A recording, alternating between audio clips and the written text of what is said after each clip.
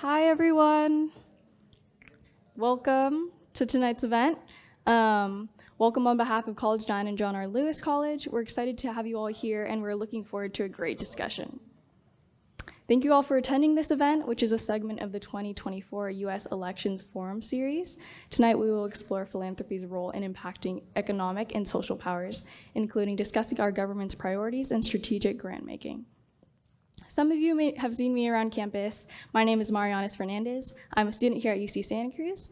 I work at the College 9 and John R. Lewis College Co-Curricular Programs Office, and part of my job is being a student lead for the Practical Activism Conference, otherwise known as PAC. And for context, the Practical Activism Conference is a fully led student conference where students like you and I, who are passionate about social justice issues, can create a workshop about whatever issues they're interested in. In the past, we have brought in guest speakers such as professors, people that worked at nonprofits, and people that were involved on on-campus student organizations. So it's really awesome to see people from a bunch of different avenues in the social justice world. But these are just a few examples of how people have been involved with the Practical Activism Conference thus far. To learn more and to find out how you can get involved, please check out our website at practicalactivism.ucsc.edu. I'm also a student and fellow in the Everett program, which leads me to formally introduce you all to Chris Benner. Many of you know him already, but as a refresher, Chris Benner is a professor of environmental studies and sociology. He's a faculty director of the Everett Program for Technology and Social Change, and he is also the faculty director for the Institute of Social Transformation. So everyone, please give a warm welcome to Chris.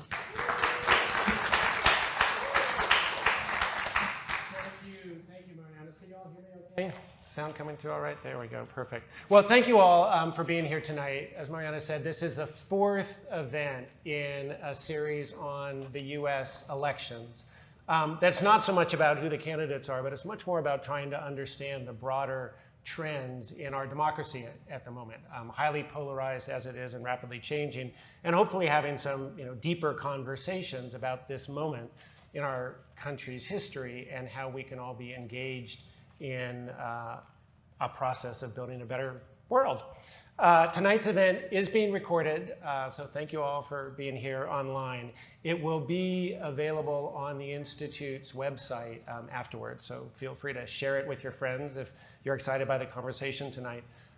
We're super happy to be partnering tonight with College 9 and John R. Lewis College, one of many co-sponsors of this series. It really takes a whole village to organize something like this. So our other co-sponsors include Merrill College, the Humanities Institute, the Science and Justice Research Center, the Politics Department, and Kresge College. And tonight is also special because we're launching a new series with College 9 and John R. Lewis College that's really focused on helping students explore their own future.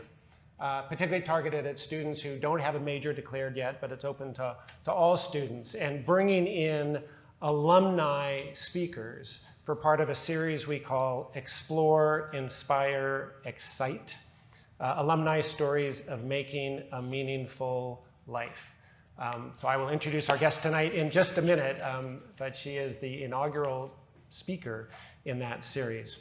I do want to start, though, by acknowledging that the land on which we gather is the unceded territory of the Awaswa-speaking Yupi tribe.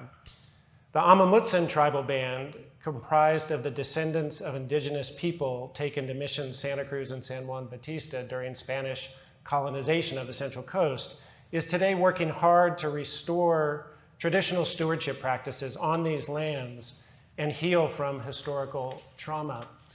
And as I read that land acknowledgement, I also want to underscore that it's really important that land acknowledgements don't become just a performative moment in time. It's a reminder for us to learn about and learn from our indigenous brothers and sisters. And I wanted to share a message that came from Chairman Val Lopez yesterday, sharing some of the work that they do in the Amamutsan Land Trust and also the Amamutsan Tribal Band, and look at amamutsan.org if you don't know about them. But he says, on this Indigenous Peoples Day, we would like you to consider how you can honor the true history of the native communities whose land you live on. All healing begins with telling the truth. Not only telling the truth of indigenous history, but also the truth of the culpability of the institutions that are here today. Now is the crucial time to do the healing work of healing on an individual and institutional level. And I can think of no more appropriate message for all of us today as we talk about our country, our democracy, and the politics of our time. I wanted to say just a little bit more about the logistics. We will take your questions. Carmen and I will have a conversation for about 45 minutes and then take your questions. For those of you who are in the audience, you should have gotten an index card. Please write your question on the index card and we'll gather that and ask it. For those of you online, you'll see at the bottom of your screen a button that says Q&A. That's question and answers. So if you click that, then you can submit a question and Marianas will come back at the end and then be in conversation with you.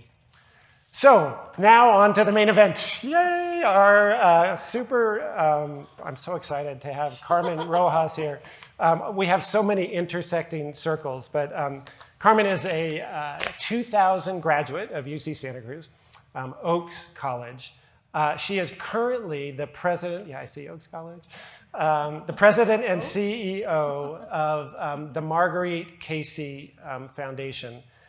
She was most recently named, one of the 50 most powerful women in US philanthropy, which is really powerful and amazing, and so excited for them. Like, no, I'm just kidding. So many great people. Little jokes. But she has her PhD in city and regional planning from UC Berkeley, which is actually where I got my PhD from, so we have that in connection. And then one of the things she did was co-found and lead an organization called the Workers Lab, which is really trying to support innovative new ways of supporting workers and empowering workers in our society. And the Everett program was one of the early recipients of one of those grants in collaboration with an organization called the Restaurant Opportunities Centers. And Carmen was on our advisory board of the Everett program. So Carmen, it's just so exciting to have you with us here today. Thank you so much for joining us. Thanks so much for having me, and thanks all for coming out. I know an evening speaker at any day, on any day, is a big ask for students and folks, and so I'm really grateful for your time. So this series is about the College 9 and John R. Lewis College series is about building a meaningful life. And I actually want to start there, and then we'll move more into the politics of this moment. And you're the CEO of a major foundation, but as you pointed out, a lot of people don't really know what foundations are and their role in our society. So I wonder if you can just say a little bit to kind of level set a bit before we talk about your pathway into that work. You know, what does it mean to be a CEO of a foundation? And, you know, from the outside, it seems like a job where you're giving away other people's money. Like, sounds great. But tell us a little bit about foundations and what it means to be a CEO of a foundation. I have like a very blunt understanding of my job and our role in our society. So foundations exist as a tax loophole for rich people and corporations in our society. So the foundation that I run exists because the founder of UPS, when UPS went public, it was a privately family-owned company. When it went public, instead of paying taxes into our government, they decided to actually put money into a philanthropic institution so they can give away money. And it is a vehicle by which, it's like a tax avoiding, like I am not romantic about what my job is. It's like a vehicle for tax avoidance for rich people. Our institution sort of comes about after a bunch of other institutions. So the guy who founded UPS gave money to Annie E. Casey Foundation. So if you listen to NPR, I don't know how many people listen to NPR, you'll hear, and supported by Annie E. Casey Foundation. And we were the third in a line of foundations that were endowed. So functionally, we give away 5% of our money. So we have $1 billion endowment. 5% of that goes out every year, and 95% of that is invested in the market. And a number of institutions, I feel like, spend a lot of time talking about the 5%. They're like, isn't it so great? So I once worked for a foundation. I feel like I might have told you this story. I once worked for a foundation where they would be like, oh, it's amazing. We just gave a $25,000 grant to try to shut down a Chevron refinery in Richmond, California, while on their endowment, where they had 95% of their money, they were invested in Chevron. They had more money invested in Chevron. And so oftentimes our institutions are built to hold these contradictions, and I think narrate themselves as wholly benevolent, right? Like if you only see the 5% and how great it is that you gave away money, but never have to talk about the 95% or make sense of the 95% or be accountable for the 95%, then I feel like we're not being super honest about what our job is. So functionally, we give away a bunch of money, as well as invest a bunch of money. And I think we do our best to not do that at cross or counter purposes. Yeah. I'm going to ask you a lot more about the Marguerite Casey Foundation in a bit, but I want to understand a little bit. When you arrived here on the UC Santa Cruz campus, did you even know what foundations were? No. And like, what did you imagine your career might be? And walk us through a little bit about how did you come from being here to where you are now? I went to community college. So I grew up in San Jose, and I went to Independence High School with 4,000 kids. And I had a teacher who was like, go to West Valley Community College, which is just on the other side, because it's in a rich community and they transfer. And I was like, oh, great. Like nobody in my family had graduated from high school. And I went to West Valley, and that was like the first, like, how do I say, like, ooh. I'd grown up, like, Independence is a high school, it's 4,000 kids, right? It's like one of the largest high schools in California. I'd never been around that many white people as when I went to Saratoga to West Valley College. And I had this experience of, like I was in a TV show. So I graduated in 2000. So I'm like a 90210 kid. Like the white people that I saw were rich white people on TV. And I was like, oh God, like this is it. Like this is where all those rich white people are at. And this was before affirmative action was taken apart in the state of California. And at my community college, we had a program called Puente, which was like an English literature class where you just essentially built up the credits to be transferable credits to UCSC. And my teacher was a Chicano from Hawaii. And that was another thing. I was like, what? There are Latinos everywhere, not just in San Jose. And then he was like, oh, UC Santa Cruz has a same day admissions. Like if you go to community college, if you go to this community college, at least then, you could bring your like application, and you can bring your transcripts, you can bring your letters of recommendations. I think about it now and I'm like, what the fuck? That shit was so crazy. And I came, like my mom was like, my mom worked at an office, and she was like, put on your like nice little work clothes, like as if I was gonna go work at a bank. And I came with my little envelope, and the person was like, okay, let me review your transcripts, let me review your letters of recommendations.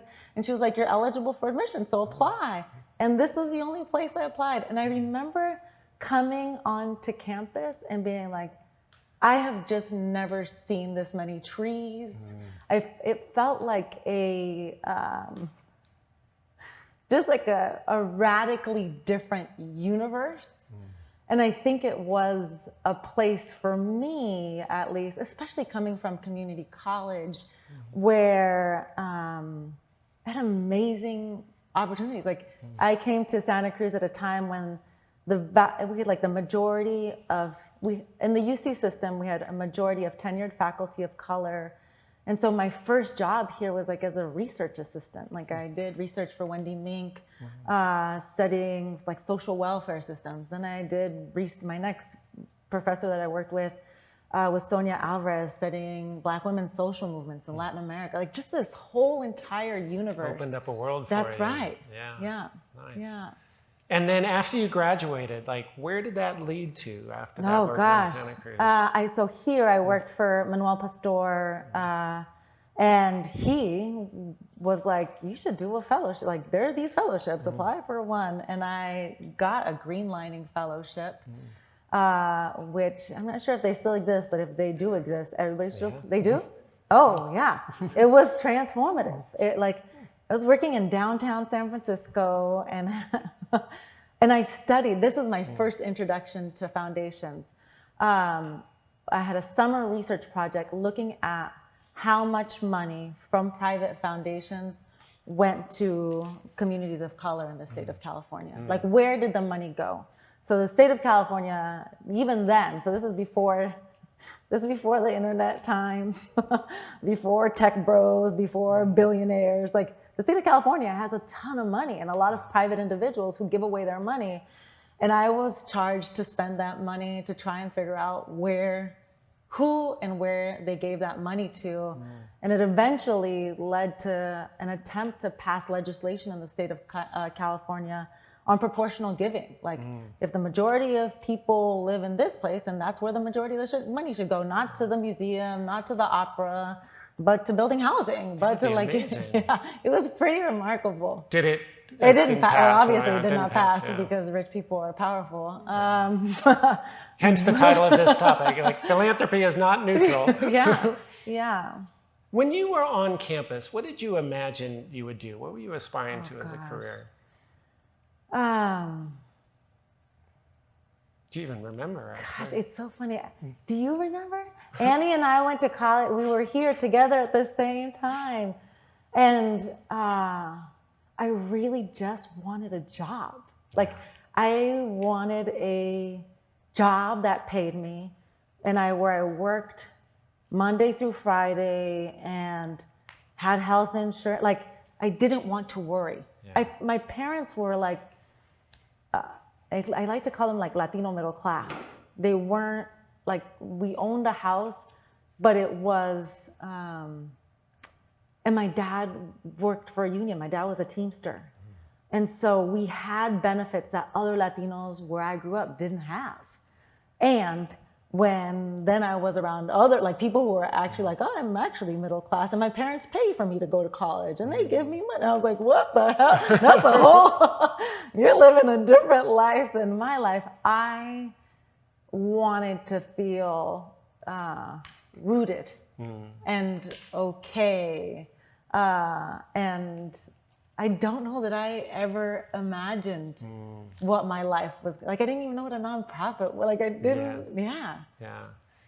So going from that to one of the 50 most powerful women in philanthropy in America is an amazing journey. And if we had a couple hours, we might trace all of that.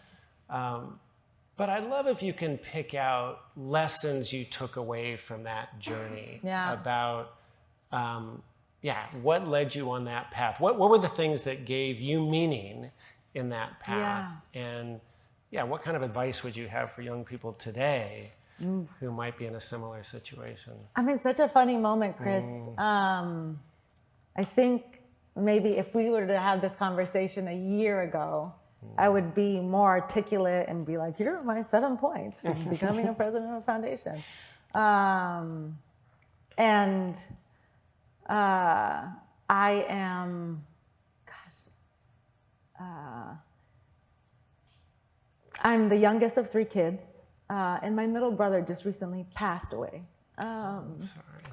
And one of the things that like my eldest brother and I are talking a lot about are like the choices that you feel like you have to make. Like when you're the first kid in your family to go to college, I felt like I had to make a bunch of choices. Like I needed to not be in San Jose.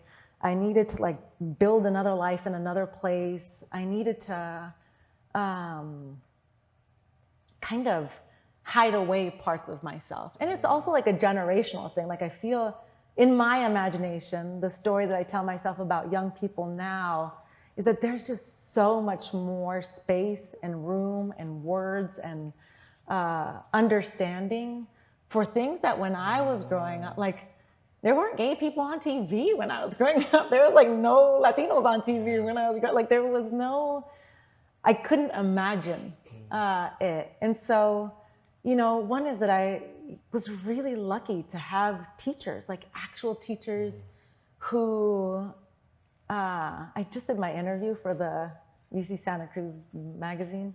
And one of the things that I loved so much about being here was we didn't have grades, like we had written evaluations. And I know that that's not true now, and it sounds like a pain in the ass, but it was fucking amazing to get like a 2-page, now that I look back on them, like love letter from a professor or from a TA who was like, man, like this idea was really good, but your writing really could use some work. Or like that was so thoughtful. And so I think one is like I was really lucky to have teachers in my life pave pathways for me. My eldest brother recently said this to me, and it's so funny when somebody like narrates you to you. And he was like, you were just never afraid. And so I never, again, this is a different time than now. Like, I was never afraid of like the next step being, causing like an impossible, it was never gonna be an impossible choice. You know, like, I think when I went to UC Santa, it was like $7 to go to UC Santa. You know, it was so, like, when I think about it now, I don't know how young people do it. And so I feel like it's the hardness of this moment for me is that the context is so different. And I think we're inviting young people. I don't want to offer a pretend of like, do these 7 things in a context where student debt is real, when we're highly leveraged in a war that's killing hundreds of thousands of people, when our institutions fail to animate or inspire us to want more, and frankly, like have normalized insecurity. So that's not an answer to your question, and mostly a downer. But if you want to ask me like an upper question. Well, part of what I hear in what you're saying is, you know, the being courageous, but part of that is finding brave spaces. The kind of way that I think about it is like what's beyond your comfort level, but not so far beyond that you're lost. Totally. Yeah. And I also think it's just like, I think a thing changed in me over the last little bit where I was just less certain. You know, I wish I was more curious when I was here. And I was very rigid. Things were very black and white. People were right or wrong. Either you were for social justice or against it. And if there's something that I look back on that time on and really appreciate is that like the world was opened to me and I could situate myself in the world. So I started at UC Santa Cruz the year of the first Critical Resistance Conference. And my brother who passed was in San Quentin when I was here. And I, up until that point, was like, man, it sucks that he just made these bad choices. Like, man, it sucks that, like, I wish he could just really fucking get it together, you know? Gosh, and I just had these like really normal notions based on what society tells us. And I went to the Critical Resistance Conference and it was like, oh no, like it was there's this systems whole, here, there's structures, there's this whole universe. And I do wish that I could have kept that and have like rooted or seeded a practice of curiosity, you know? So because we're in a university, I want to ask you one more question about this path, and then we're going to start talking about foundations, is graduate school. And I'm curious your perspective on, you know, what led you to graduate school in city and regional planning, and what did that experience mean for you in your career? Yeah. So the Puente program, so crazy. They gave you a mentor, and my mentor was a city and regional city planner of San Jose. And he was like this older Chicano who was like, look at this. I'm like the most powerful person in San Jose, and nobody even knows my name. Like he just told, it was like a crazy, and I would spend, like I might have spent like 3 days, like shadowing him on his work, going to a city council meeting. I never knew all of the ways that there were invisible, powerful people that were shaping our lives. And this is like, for me, the place where philanthropy and city planning really like come together, right? Like you think about where a road is built or how much goes to housing or where a business goes, and you're like, oh yeah, those aren't powerful decisions, but they dramatically change people's lives. And nobody knows to hold the city planner accountable. People are mad at the mayor, people are mad at the city council, but nobody's mad at the city planner. And so when I graduated here, I got this fellowship, and then I worked at a couple of nonprofits, and I remember sitting with somebody who now runs San Francisco Foundation for Blackwell, and he just finished graduate school, and he's like, so what are you gonna do with your life? And like, you just couldn't tell me anything. Like I had an office job, they brought us lunch 3 times a week, I had vacation, I was amazing. We had this, like, we lived in a house with 5 people in Oakland. Like, I just felt like I had made it. And he was like, no, dumb. Like, you might want to, there's more. And, he studied city planning. I had this experience, and I was like, well, I'm just going to apply to planning school. And again, like I applied to 4 planning schools. I got into Berkeley and went to Berkeley because I lived in Oakland. I couldn't imagine what it would have been like to have gone to London. Like I applied to London. Like I just on paper, everybody's like, you should do these things. And I was like, yeah, but I'm not really gonna leave here. This is my home. Yeah. Fred and I went to graduate school together. Oh, too. did I didn't you? know if you knew that. Yeah, we I didn't when we were know there, that. So another connection. Okay, we're going to switch gears because I want to talk about politics and Yeah. those invisible, powerful people that you talked about. You've been part of a movement in philanthropy to try and focus more on community power building. And you've done that in the Marguerite Casey Foundation, but been in touch with a lot of other funding sources. And the title of this talk is about, foundations are not neutral, moving money and moving power. I wonder if you can talk a little bit more about how you see the role of foundations in the politics in our country, and explain a bit about that focus on community power building, and where did that, from your understanding and what you know about it, where did that emerge from? Why has that been part of philanthropy? What are we trying to do with that work? I'm going to do like the counter story because I feel like that's important. So like 2 big foundations in the country, like the charter school movement, which is essentially privatizing public schools, imagining that public schools can't do good by people, and so we have to create this different system paid for by public dollars, but non-unionized, unregulated, or vouchers for schools is another, that whole universe of something that is so ubiquitous, it's everywhere now, comes because a set of donors were like, we don't want to integrate our schools. We don't want white kids to go to school with black kids and kids of color. And we want to divest from public institutions and instead have these private options. And what has happened across our society, right? So like housing, we once built housing for people in this country. We had infrastructure for public housing. When I was growing up in San Jose, it's not that there weren't people who were unhoused, it's just that the scale of it was not as dramatic because we had invested both in the care of people and in housing. It was not perfect. And I'll just say it was like kind of crappy, but that doesn't mean that we should have divested from those. And all of those, like the origins of those movements come from donors, come from rich people who believe that because they are rich, because they made a computer, because they made an app, because they invented a car, because they invented something, they should be able to determine all of these other things in our society. And I have a really different perspective about philanthropy, which is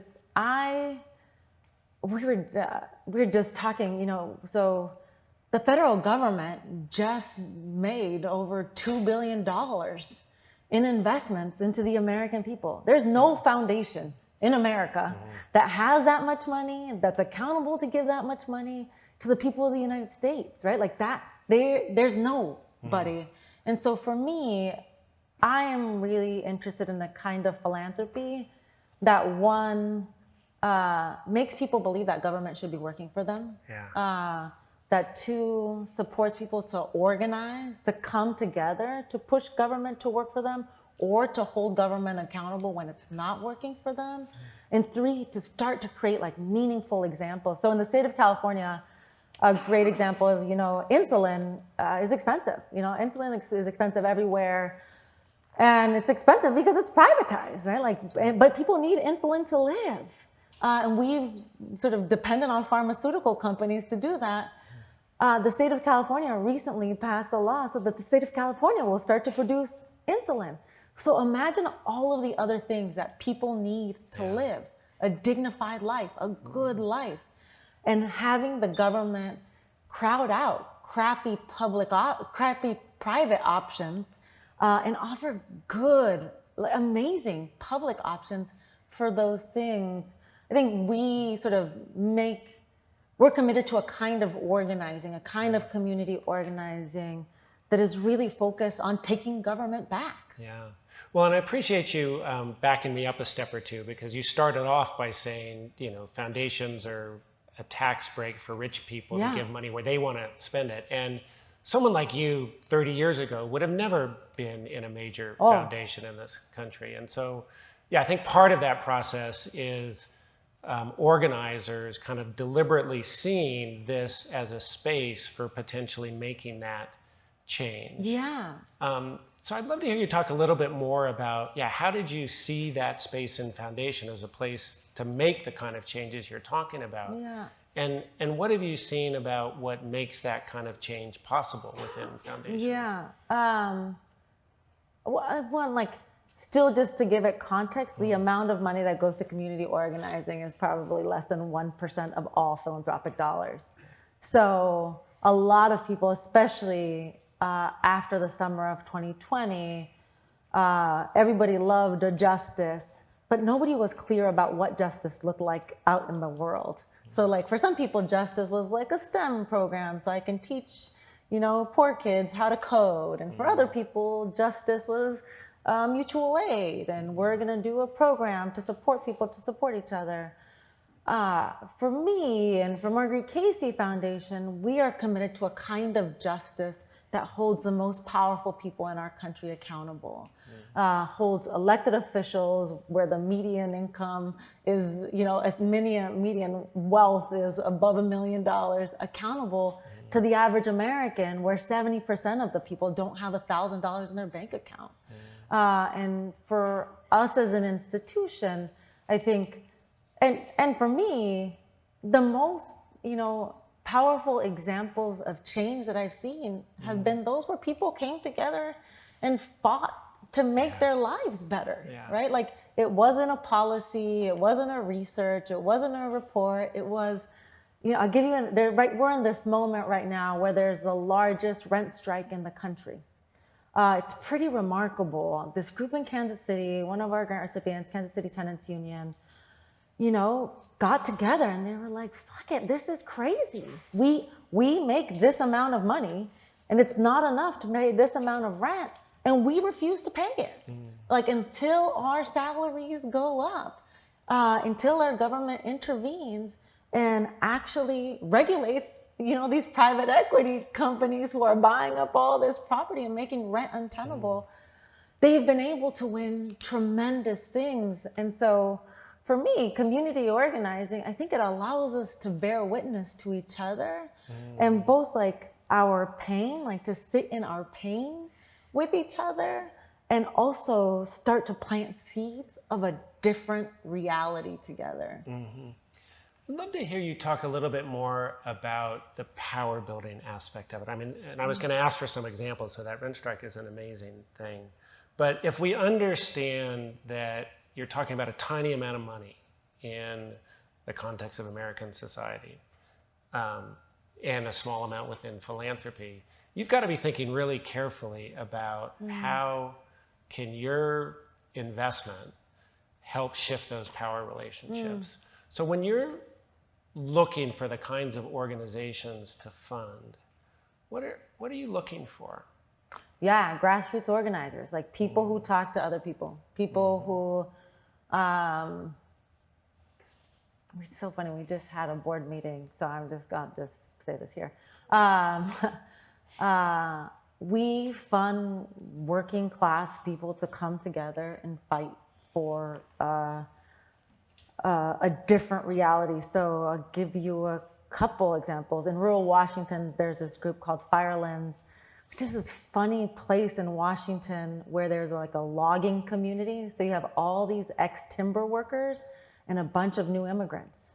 And this is a community that I think if you took even like a 100-foot snapshot of, it would be like, oh, look at all these white nationalists or Trumpy people on the one side versus all of these undocumented people on the other side, and they're not finding a way. They're all poor.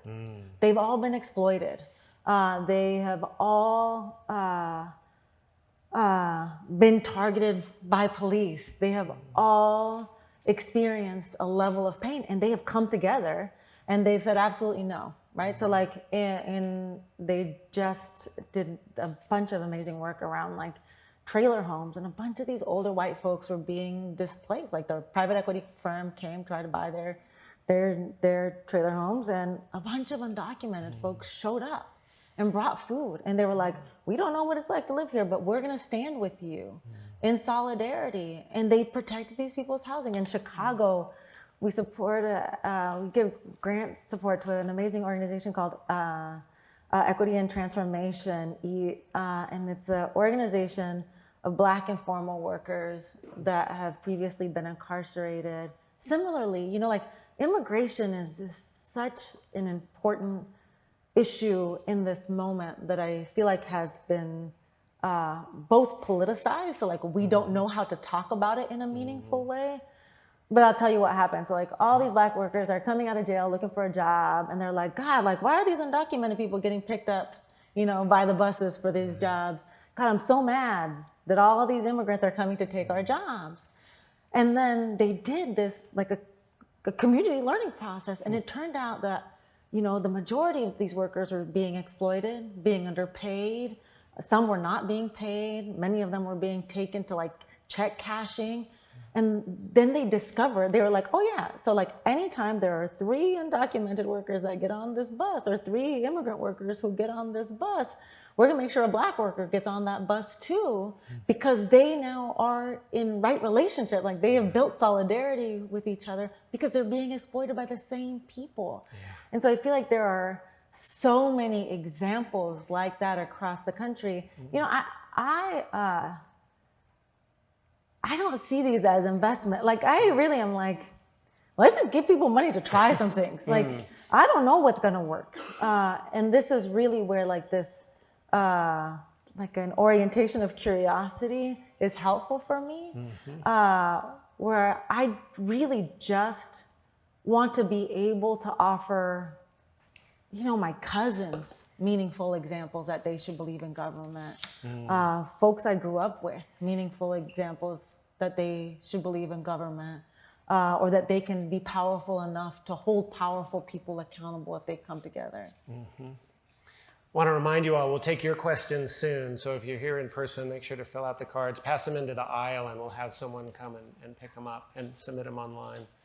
I want to move pretty soon to talk a little bit more about politics in our country at this moment. And I don't want to go too deep into like where the body's buried, but moving that kind of agenda within a foundation can't be easy. I look back actually on, the Wayback Machine to the Marguerite Casey Foundation's website, 20, 30 years ago. And power building was not central at that point. It seemed to me at least much more about, maybe a social service type framework. So I wonder if you could talk a little bit about coming in as head of an institution like that and the vision that you bring to playing that kind of role in building power in our communities. Tell us some war stories. I want to hear the positive stories. What does it take to do that? I know it's not easy. What have you learned in those efforts? So there are different kinds of foundations. There are like Living Donor Foundation. Everybody, Bill and Melinda Gates Foundation, right? We're like Bill Gates now is like the person who makes every decision. Then there are community foundations. So like a group of sort of rich people in a community sit on a board and they make a decision and they hire somebody to do that. We are a weirdo foundation in that like we have no tie to anybody. So we were given this money by the founder of UPS, and he passed away. Marguerite Casey, his sister, passed away. They had no living donors, and we had no tie to UPS. So we're a weirdo foundation in that like we have a bunch of private people on our board who, this is not their money. So there's like a different dynamic, and 7 people retired from the board when I joined. Wow. And so the year after I joined, people like Stacey Abrams joined our board. Marisa Franco, who runs an amazing group called Mi Gente, joined our board. These are all people you're bringing in. Yeah. Yeah. And so, we were all aligned, right? So I knew that philanthropy is not enough. I don't want to tell the pretend story of the good things that we do. I know that it's like a gift of a job to give away a dead person's money. And I know the harder work is the work that we support, and we are a drop in the bucket of supporting that work.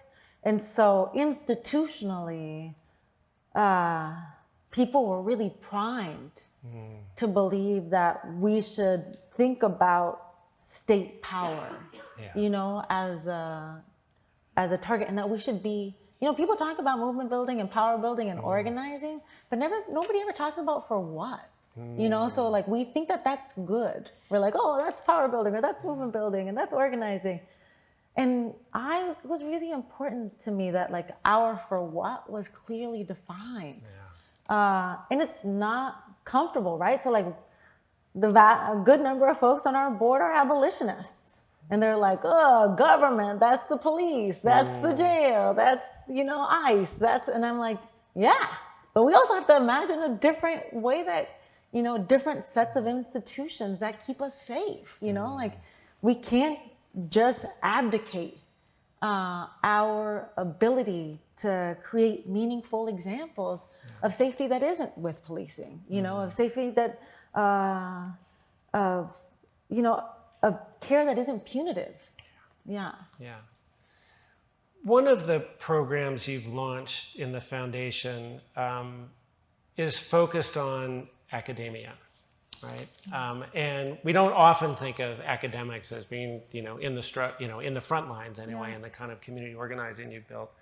But you have developed this Freedom Scholars program. And I wonder if you could talk a little bit more about that program and why you think it's important to support those people in academia doing research that can support these kind of movements.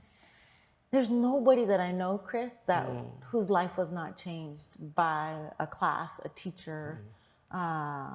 There's nobody. Like there's nobody in my world can't point to like the set of experiences and learning that helped, especially on the left, us situate ourselves. And then I read Democracy in Chains, which is a really good book. Folks should read it. And in it, she does this amazing job of outlining the ways in which essentially 5 rich people supported one crazy academic to put into the universe a set of ideas that are now absolutely, they are the air that we breathe, right? Like this idea that government shouldn't do anything for us, this idea that people need to pay, we need to privatize everything because private industry is good, right? Like that there were a set of donors that funded a set of academics to put this bullshit into our air. I wanted to do my small part to offer clean air to us, you know, to support a set of scholars, you know, like Ruth Wilson Gilmore, like amazing scholars who have offered both an assessment of where we are today, but also an answer to the, you know, the possible futures that are available to us. Yeah, I was looking at some of the names of people that you've supported, and it's just like a who's who of like Ruha Benjamin was there, who just won the Genius Award. But you got 5 years before that, you were like out in front. So yeah, I mean, it's really great. Like you just think about the ideas. Like ideas really matter, and I feel like in a above and beyond like here is a fact. An idea for me feels like like a dream imbued with possibility, right? And there are like so many ideas. Like I remember, Merrill College is like where I worked, and I remember Sonia Alvarez, who was the first professor I took classes with. I remember just like thinking about Black women's social movements in Latin America. And being like, wow, like, what is this? This is amazing. Like, this is this whole universe that, you know, as a kid who grew up going to public school in San Jose, just was not front of mind for me. I did not situate myself in relationship to. I didn't think about how powerful it was. And she had a set of ideas about social movements that I feel like have left such a lasting mark on me. Yeah, well, it's amazing. So in our last topic, before we open it up for questions, you probably know there's an election coming up in a few weeks. In this moment, what are you thinking about? What's on your mind as you think about this moment in American democracy with this election coming up? Yeah. So many things. I'm thinking about, the 100,000 people dead in Gaza. They're front of mind for me. I'm thinking about the ways that our Supreme Court has made it impossible for this administration to forgive student loans. I'm thinking about like the difference between saviors and enemies, or saviors and opposition. And I think a lot of people, Marisa Franco from Mi Gente, talks about elections as not choosing saviors, but choosing your opponent. And so thinking about who I hope the groups that we support have as an opponent as opposed to a savior for the next 4 years. And then thinking more broadly about sort of what needs to happen to change us. You know, I'm like a weirdo that's like not on social media. And like, social media is really fucking bad for you. It's killing your brain. I just went to Anne's house yesterday. I was like, get her off the internet. It's so bad. And it's really bad. Like, I don't think there's nothing else, right? Like, if there was a new food that we were going to introduce into society, it would have been tested in a million different ways. It would have been regulated in a bunch of different ways. Medicine. There are all of these ways that our government intervenes to actually assess its impact on people. And nothing has had a greater impact on people's brains than technology, than like social media. And it's so fast. And I don't think we are living the consequences of that. I was telling Chris, my mom is one of 17 kids. And so I have 1 billion cousins that I love, like just love so, so much, a lot of whom are Trump supporters. And I've been like, I think at a different time in my life, I'd have been like, nah, man, you're the KKK, get the fuck out of here. Like, I just would not have room for them. I just would not have been spacious. But now I got this great ass job, you know, and I love my job. And then like, I can be spacious. And I was telling him, I have a cousin I just love so much, has been married, and her husband, in a 6-month period, has gone down this rabbit hole, which is crazy. Like, it's just so intense, the things that he is thinking about and worried about. Like, we just were talking, he's like, did you know AOC made $96 million? And I was like, why does that worry you and not that fucking Elon Musk is the richest person in the world? Like, why is this the thing that bothers you? And I've been trying to figure out, so who is going to be our opponent feels like the most practical short-term question. And how do we actually, as a society, act like all life is precious? And then my long-term question is like, how do we clean up this mess that is sort of, again, like this dirty air around us? So I want to go a little deeper into that because we were talking a little earlier about some of the headlines recently about the erosion of support for the Democratic Party in communities of color, particularly Latino and African American. Still majority supporting the Democratic Party candidate, but less so than in past elections. And you're talking about a context in which whoever gets into power at a national or local level, like that's who we need to hold accountable for. So I wonder if you can talk a little bit more about how you understand sort of the shifting racial politics in our society and what that means for what we should be focusing on. That's not just about the latest headline in the horse race, but about racial relationships in our American democracy. Oh, small little question. You know, the thing that I keep thinking about is that I remember not too long ago, in the not too far past of 2018, the feeling that I had in the nation, you know, of seeing kids separated from their parents at the border, of kids, families, parents, adults, people in tents at the border, and imagining how unconscionable that was for everybody. That we were all like, this is fucking crazy. How is this happening now?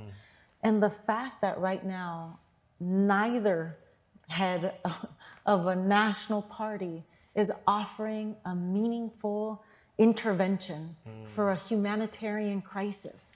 This is not a border crisis. It's not like, we are experiencing a climate crisis everywhere around the world, political crisis everywhere around. This is a humanitarian crisis that just that little bit ago, these were human beings that whose lives were precious.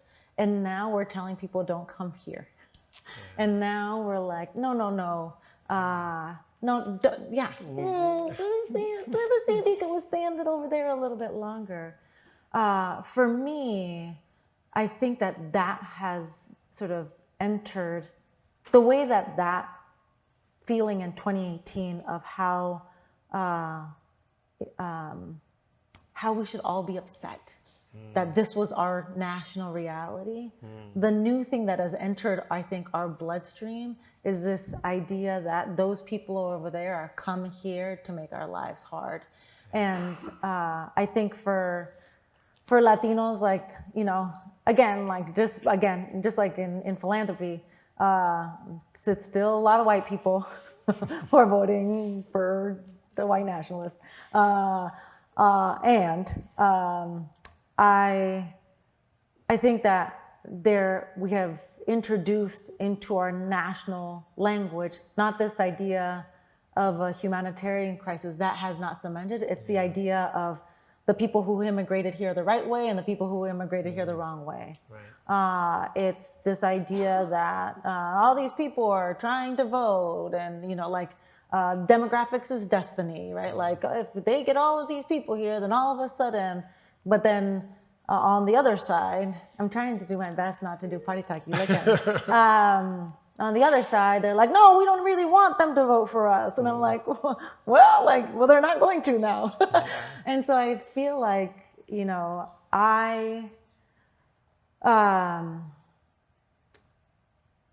I see it as my job, and I see it as our job, frankly, like to offer people something different, like a meaningful and affirmative vision where folks, this is like a non sequitur, but I'm going to come back. We just had a board meeting, and the head of the United Auto Workers came to speak to our board, the head of a labor union, national labor union. And there was a moment in this country, when I was here, when you would have a labor person coming to speak to a group like ours and be like, those people who want to come here are coming here to take our jobs. And frankly, there are a number of people who lead labor unions now are like, those people who are coming here to suppress our wages, to take our jobs, to do all these things. And Sean Fain did this miraculous, it was just the most beautiful intervention.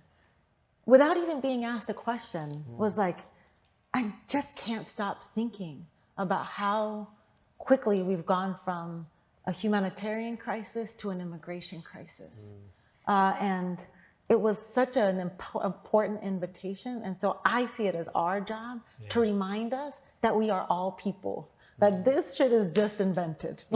We invented a nation state and those people over there and these people over here, but this shit is it did not exist for, you just did a land acknowledgement. It's not forever, right? And it doesn't have to be the way we are with each other. And to imagine that somebody's gonna, deploy a nuclear bomb somewhere else and it's not gonna impact us is crazy. That it's not going to kill our fish and kill our children and kill our air and kill our trees is crazy. And so I see it as my job of both like, where life is precious, all life has to be precious, and offering a meaningful and affirmative vision of the future I think we all deserve. Yeah. I want to ask one more question, then we'll open it up, which is linked to that, which you gave a couple of examples in some of the organizations you've funded of cross-racial community building or humanity building or connection. The one in Washington, the Chicago. I wonder if you could talk a little bit more about that positive vision. What is it going to take to build ties across all the different identities in our country in a way that recognizes race and class and politics? Because I grew up in the Bay Area, and I grew up in San Jose. Is there anybody from San Jose here? Hey! Did you go to Independence High School? No, you did not. You did what? Oh, yeah, see, look at that. It is, yes. I imagined that, like, justice was not multiracial, that eventually, like, there'd be just so many people of color that we would just be running it better. Yeah. And then I just had, like, very real experiences of really shitty people of color who got powerful in our systems, right? That it wasn't the people, that it was the systems and structures, that it created an enabling environment for somebody like a Justice Thomas, you know, to be in the Supreme Court. Like to have, you know, the head of the largest youth immigration detention facilities, some of the worst facilities in the country, are Latino, right? Like, I needed to make sense of that. And so for me, it's like truly multiracial. Like, I want to offer a vision of a multiracial democracy that includes white people, that is sort of really focused on tethering people by a class experience. And that doesn't mean surrendering, like making class more important than race. It means understanding that, like, people, different people in this country have experienced racism, sexism, homophobia, like in different ways. And it's markedly shaped by a small handful of people in positions of power, in systems that legitimize and help them concentrate their power. And so making that visible. And I think the next thing is just like listening to people, right? Like there are these big union strikes in the South this last year. They were so powerful. And it was pretty amazing to see folks with Trump t-shirts on the picket line. And to be like, oh God, like, yeah, that's that's our like worker brother and sister. You know, like that's our brother and sister. And it's because my job is so good. I think I don't have an excuse to not have an uncomfortable conversation. I don't have an excuse to like not try to at least understand. You know, so my cousin's husband, I asked him like, what are you afraid of? Like, what is the theme? What do you think is happening? And like, how does it change you? And I think that for me is sort of like the start of sort of the multiracial democracy that we talk about. And then there's frankly like fair economic distribution. I don't want to exist. I don't want to have this job forever. I don't think Marguerite Casey Foundation should exist. This is the scam. And, you know, knock on wood that it pays my paycheck and I get great health benefits, you know, but I don't want to lie and imagine that the only way we can have a society is if rich people feel like doing a good thing sometimes. Mariana, so I want to invite you to come up and share questions with the audience and build on that. But yeah, I love what you're saying about this, both what you can do in the Marguerite Casey Foundation and this vision of helping us all understand in America, those in power working to divide us and not being able to see how do we change those structures. Yeah, like this thing around housing feels like so important because we are in California. You know, Barcelona in Spain, they elected a progressive mayor who was a librarian. And it was at a time in Barcelona in which Airbnbs were taking over the city. And the right in Barcelona was like, it's the immigrants are coming and taking your housing. That's why you can't afford to live here. And they just actually made a choice. They had a set of elected officials who were like, no, it's not. They're poor like you. They're poor like you. It's actually Airbnb. Let's regulate Airbnb. Let's make it illegal in our city. Let's actually, let's make it illegal for private equity firms to buy, you know, tracts and tracts. It's like millions of vacant units of housing in this country and hundreds of thousands of people without homes. That math does not make sense in a society that believes that you need to sleep on a bed to actually wake up and live a good life, right? Like that mismatch is a mismatch of our choices and the choices of the most powerful people in our country.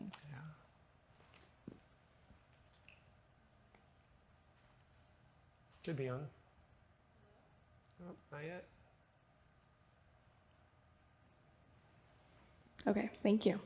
One of the questions from the Zoom is, despite historic levels of wealth and giving, why has philanthropy not created more equality and equity in the US? Yeah, I don't think that's the job of philanthropy. Yeah, I would say, I mean, you work with a lot of foundations too, but I would say like maybe 80% of people who give away money, this is like a rough estimate. Yeah, I'm never. I'll bring the statistics to class next week, I promise. No, but I mean, I don't know if there is a statistic for this, but give it away, one is like the tax avoidance, but two, it's this belief that because I am rich, I know how to do society better. So because I am rich and I made this app, I know how to do housing better. You know, Newark schools, right? Like New Orleans post-Katrina. You know, I live in North Carolina where there's just a big hurricane. I was recently reading an article about New Orleans post-Katrina, the number of philanthropists that went in and sort of got rid of public schools, like got rid of all of the public infrastructure because there was a crisis. and made it nearly impossible for people to come back. People have been there for generations. And so I don't think it's the job of philanthropy to do that. I need to be more measured in my answers. Okay, I'm gonna look at the clock. Okay. How do you find ways to work and negotiate with people that don't identify with your values, especially given your position?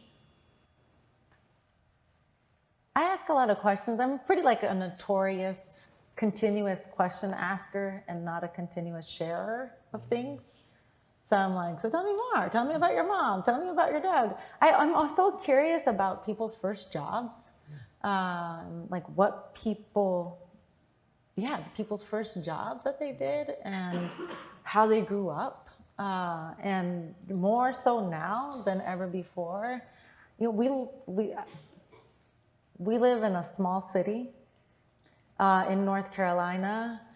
And I'd never spent any time in the South, and I grew up in San Jose. And I imagined the South as like, I don't know, I just like imagined it as like the KKK everywhere. I was like, the KKK is everywhere in the South of America. I just did not have a place for it, you know, in my mind. And we live in a town that's majority people of color. It's, you know, politically purple, a lot of Latinos. And the thing that I've discovered, there's so many things I've discovered, but there are a lot of Latinos and a lot of Latinos, a good number of Latinos who support Trump, who are like conservatives. And my curiosity is like, why? And it's like always Jesus. It's like Jesus. It's like Jesus, and I'm like, oh wow, like I never even would have thought my mom loved Jesus, and we're from San Jose, you know, like I had like a different entry point, and it was such a helpful way to find like, if I believe that all life is precious, then all life has to be precious, right? Like the Ruth Wilson Gilmore, like if that is a tenet of mine, then I have to be in the curiosity of it, and I feel like that has been like the most helpful way. It's not always easy, but it's always worth it. Okay, speaking of first jobs, someone asked, at the age of 18 to 20, were you already getting involved? And if not, how and when did you start? Gosh, I feel like, so I went to community college and I had this radical Chicano professor, a teacher, professor.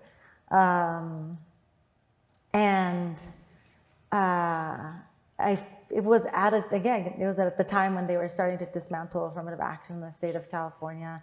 So he would take us to these protests.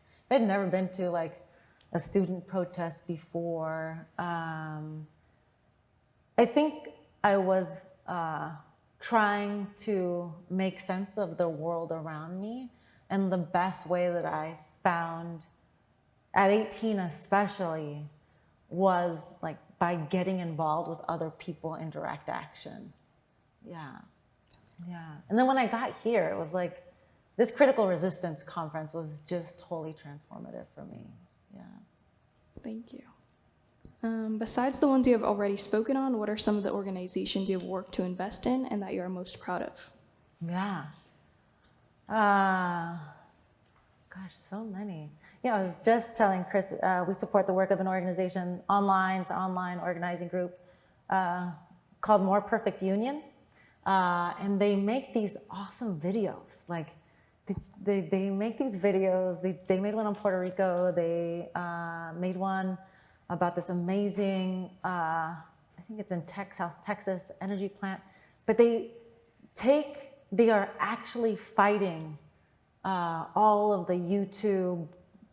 It's so fun because I don't know technology. I'm just going to say the YouTube. All of the YouTubes by offering a different way of understanding the world around you. And they have like 30 million views. And I'm like, wow, this is amazing. Like normal working people. They're the people who like went down to see this strike in Alabama and were like, oh yeah, like these are our brothers and sisters, right? Like I really love More Perfect Union so much. I think they're an amazing organization. We support a magazine called Hammer and Hope, which is just, they just did a series on Gaza and on student organizing. I think it's just so powerful. So many organizations. Shoot. What about in California? We don't fund in California. You don't fund at all in California. I didn't realize that. Yeah, it was a trade-off choice. It was a choice that I made, just because I like to be honest about my decisions. Yeah, you know, when I started at the foundation, we supposedly funded nationally, and then when you looked at our money, it was like 80% of our money went to organizations in California or in New York or Washington, D.C. And I was like, oh, well, that's crazy. Well, we need to actually, there's a whole other country. Yeah, nice. And there are a bunch of people in California who say they fund this work. And we ended up playing like this gap filling work in California. And I was like, no, like if you fund organizing, son. Like go on the journey. And so, no. Nice. Yeah. What are some of the ethical dilemmas about your job? Oh, God, so many. This investment rule feels like a conflicting commitment. The fact that we, you know, I think we do a really good job. So like, we not only have, they call them like negative screens. So we don't invest in firearms, tobacco, alcohol, fossil fuel. Like we're out of everything horrible. And I think that there are these like middle places that I'm like, oh God. So like the good example is we're an investor in one of the largest healthcare providers in the country. And when the Dobbs decision came down, Dan on our staff was like, oh yeah, like we need to use our shareholder voice to say, you need to make abortion legal by federal standards, right? And so I think we do a good job there, but I think fundamentally, like we are an investor, and if capitalism is a part of our problem, how do we reconcile that? It feels, we have a conflicting commitment, but that it's visible. You know, I don't try to say like, and then we invest in all the good things. Like, I'm just like, we do the best in this conflict or in this tension. Is there room? I think we do. Oh, sorry. Oh, sorry, go ahead. Is there room for hobbies when there's so much dire social work to do? How do you avoid burnout? Yeah, man. So funny. Yeah, but I feel like I have a lot of good hobbies. I exercise a lot. I read a lot. I've been, you know, it's so funny, because my brother passed away this summer, I've been spending a lot of time with my family, and it's been fucking amazing. Just like, I have a nephew who's 18 who just started at West Valley, and he is just remarkable, just free in a way that I was just like pretty hemmed up as a kid. And you know, I spend a lot of time on the telephone because I live in North Carolina and my people are everywhere. I don't know if burnout is a thing for foundation people, just to be honest with you. It's a really good job. And I don't want to pretend like it comes with the same either like mental burden, physical burden, emotional burden as millions of other jobs that people have to make ends meet. Yeah. Do community organizing groups apply for funding in your organization? Is it difficult to allocate all of these funds? Yeah. No. We give money. We're also a weirdo. At normal foundations, it's like you meet a program up. You can correct. I'll always do like an exaggerated. I've never been on your side. I'll do like the caricature version. Like you apply for a foundation, or you get to know somebody at a foundation. You're like, hey, Carmen, I really like you. You're great. You're so smart. Will you give me some money for this thing? Okay, this is how much money I need. And then I'm like, well, maybe we can give you this much money, or maybe we can give you that much money. But it's like always a negotiation that's about relationship. And we have a very transactional approach. So like we fund organizations at 25% of their budget for 5 years. And so if you look at you're like, we're a community organizing group with a budget under $5 million. Anywhere in the country outside of California and in New York City and Washington, D.C. you just do math and we give you money. We don't have an open process, so our current grant recipients nominate other grant recipients to get money, just like our Freedom Scholars nominate other Freedom Scholars. And so we have worked ourselves out of the equation, like the decisions.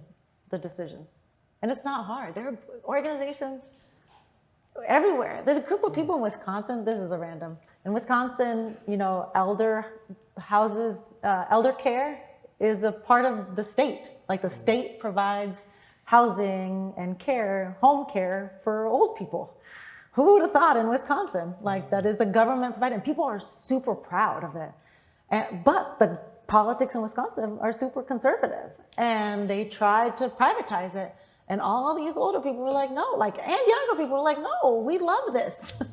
This is what we were relying on. We can't afford this. We wanted this to be a public good. And people are coming together everywhere across this country to both protect the things that make their life good and easier as individuals, but to do so on a community level and for a future generation in a way that's pretty amazing.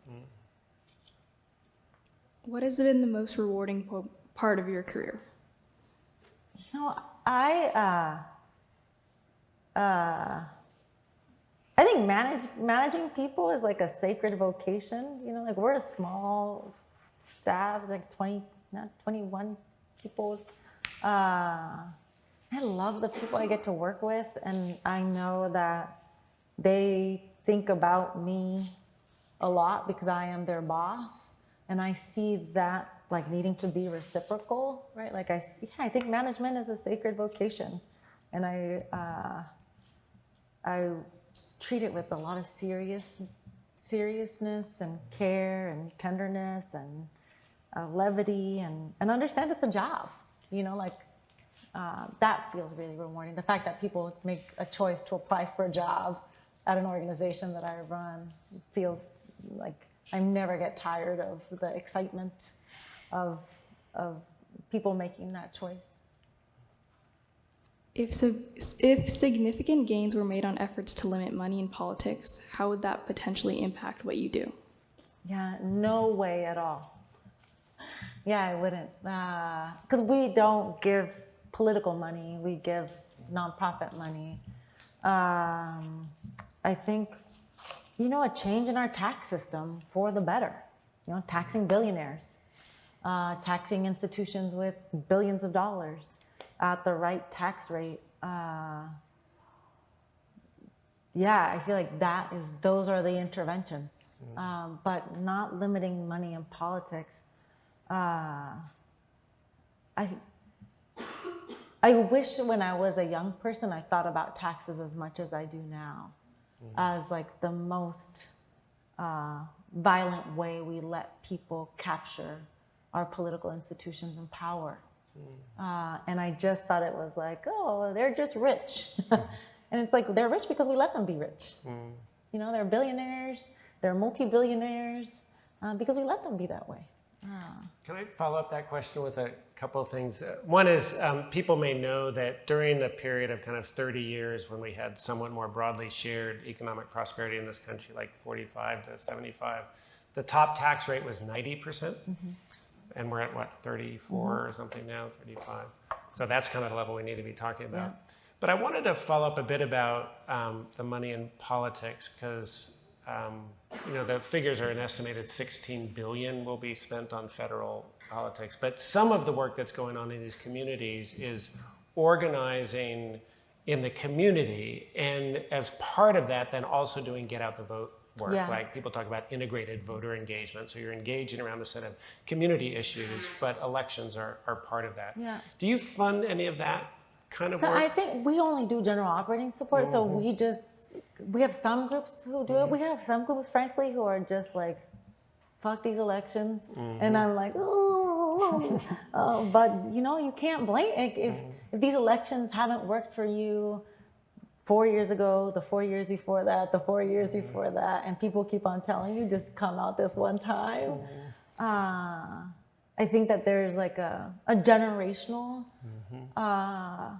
feeling around elections and enfranchisement generally? You know, like, is this the most powerful way that we engage or that people can participate in the making of a democracy? And the number of the groups that we support are like, no. You know, the way that we support people to participate in democracy is making sure that they have a house, is making sure that their boss can't exploit them, is making sure, you know, we fund the debt collective, making sure that they don't have any debt for things that normal people, because you got sick or because you wanted to go to college, because everybody told you that's the thing to do to have a better life. And so it's really dependent on the organization. One of the questions on Zoom is, were there a few notable pivot points in the last 50 years that skewed our systems to give so much power to the rich? And what can we do to change this systemic power differential? Yeah, I mean, you just named one, like the rise of neoliberalism, the fact that parties on both sides. Another good book is by this woman named Lily Geismer. Have you ever read this book? Lily Geismer book, Left Behind?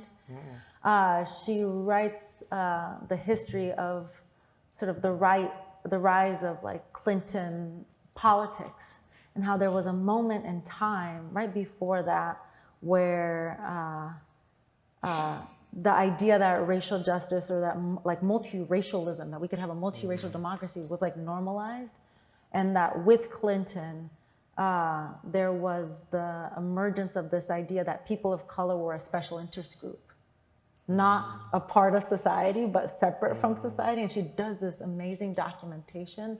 So I'm not like one of those people that's like, oh, only one party did it. I think our political system has always been built. Our Congress, right? Like, not to be truly representative. But in the last 50 years, you know, decisions about, you know, the distribution of wealth, decisions about what government can do, right? So like Ronald Reagan's famous refrain was, the greatest fear that somebody should have is when somebody comes to knock on your door and says, I'm the government, I'm here to help. What a crazy thing. Yeah. You imagine?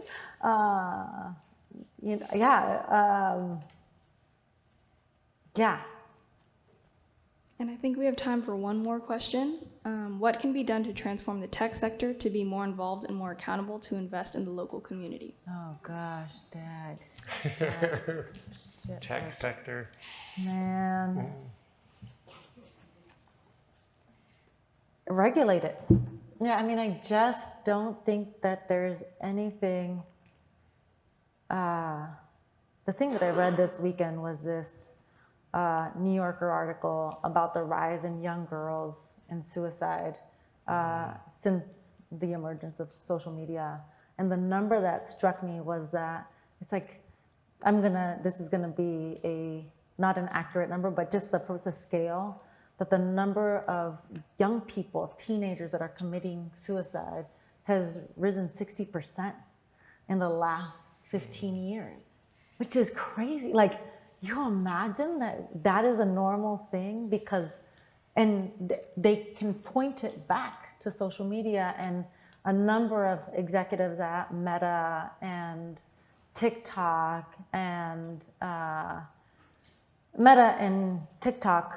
who have been whistleblowers, have released these documents in which these companies have essentially said, this young person is worth this amount of dollars to this company, so we're not going to change our behavior.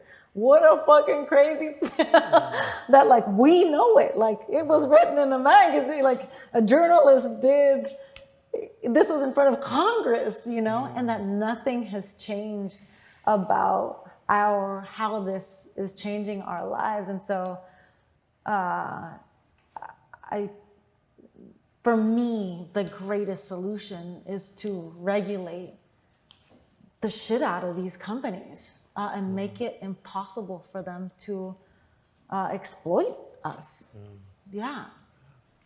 The one other thing I might add to that, and thank you for all of you online and your thanks questions, for being here. Is, and you pointed to it a bit, is so much of the money in the tech sector comes not from the individual brilliance of the CEOs or even the engineers in those companies, but it comes either from public investment in science and technology, or it comes from the social networks that we all have, which they monetize for advertising and in the social media, or like in the case of Tesla, you know, part of that comes from environmental activists who then pushed for the zero emission vehicle regulations in California that then created the market for Tesla to move ahead. But even that technology, right? Like, so if you go online, you can like look at the origin of a cell phone and all of the parts of the cell phone that were our dollars, that like my parents paid for, your parents paid for, and then some private person was like, well, let me put all this shit together in this little freaking thing, and like we'll have a cell phone. Imagine if our government then was like, okay, great, we are going to give you this technology, but we the people own part of that. Yeah. And we're going to use that money to pay for our public schools. We're going to make university free. We're going to make housing, you know, a right. Imagine if that was even in the universe, in the same universe of possibilities that like having a private company send a crazy ship to Mars is. This seems possible and normal, but this seems impossible and abnormal. And I think we have to really calibrate what we want for each other, the lives that we want. And that's a perfect place to end. Carmen, thank you so much for joining us for this conversation. Thanks, all. It was great. Please join us. We have 2 more events in this election series. The next one is on October 22nd, Engaging Digital Democracy. And October 30th is about decoding the headlines and how do we confront misinformation and disinformation. Have a good evening, you all. Thank you.